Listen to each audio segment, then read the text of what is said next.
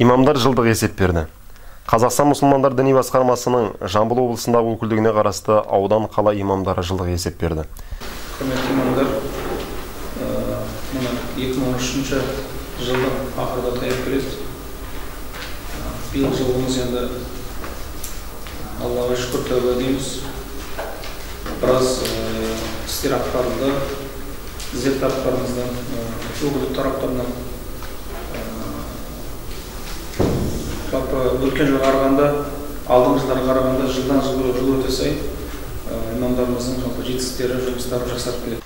Биылғы жыл есебін имамдар электронды нұсқада даярлап, заман талабына сай үлгідегі интерактивті тақтада көрсетті. Имамдардың қызметте бәсекелік қабілеттерін артып, компьютерді жұмыс жасауды меңгеру үстінде екенді тағы бір қырынан дәлелдеді. Жылдық есеп көрсету барысында имамдардың атқарған жұмыстары бір жүйеде тәртіпке келтірілген. Имамдар біліктілікті шыңдау барысында түрлі семинарларға, курстарға қатынасып тұрды.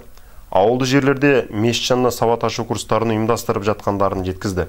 Біз дін жолында қызмет еткен имамдардың еңбектеріне табысты жеміс тілейміз.